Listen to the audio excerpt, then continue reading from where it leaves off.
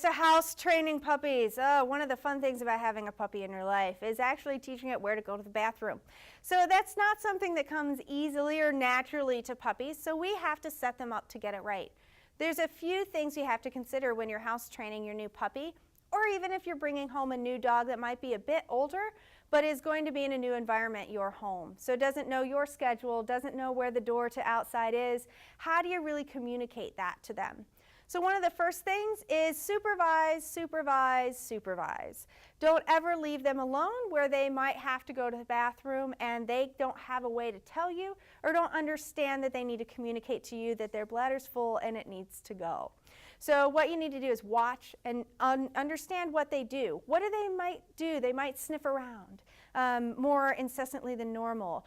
They might start to wander off typically. So look for those things and then say, oops, whoa, we gotta go, and get them outside. So when you start realizing what those behaviors, we call pre-elimination behaviors, might be, then you can whisk them out, get them to an appropriate spot.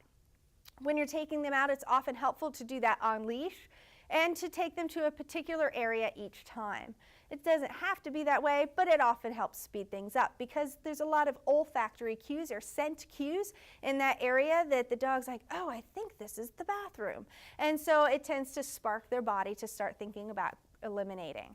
So once they're out there and they go, we'll do a very happy but calm potty dance, and then we're going to give them some sort of treat or a toy or attention, whatever's super important to them. But what we want to do is not go outside, play ball, and then come inside and we've forgotten to go to the bathroom, which often happens with young puppies. So make sure the first order of business is to pee or poop, and then what we're going to do is say, good job, and we're going to provide something fun for them, and then we're going to go back inside after we're sure they've eliminated.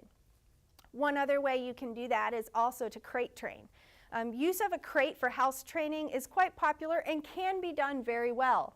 But you do have to understand that if you're going to be crate training a young puppy, you do have to think about how old they are and how long they can actually hold it. So the general rule is the age of the puppy plus 1 is the number of hours that it might be able to stay in a crate. So if we have a 2-month-old puppy, no more than 3 hours, and you've got to get them outside and let them eliminate. And that includes overnight. Oftentimes, until they're a few months old, those puppies are going to have to get up, and will you, to take them outside, rain, sleet, or snow, just like the Postal Service, and make sure that they're going to the bathroom.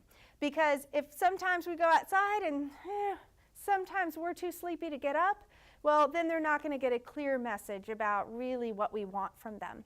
So you have to be consistent. And then make sure that you're rewarding outside. This is a common mistake with a lot of pet owners, is that they take their dog out and then we go inside and they get that biscuit, that treat, that ball inside the house. Well, what we've just rewarded is actually coming inside, not going to the bathroom. So you want to make sure that that reward is paired as closely as possible in time with the actual act of eliminating. But the big thing is be consistent, know their physical boundaries and work within them, and then make sure that we're rewarding for the appropriate behaviors. And then as they grow up or they get more comfortable in their new environment with you, then you should have a very reliably house-trained dog in a relatively short matter of time.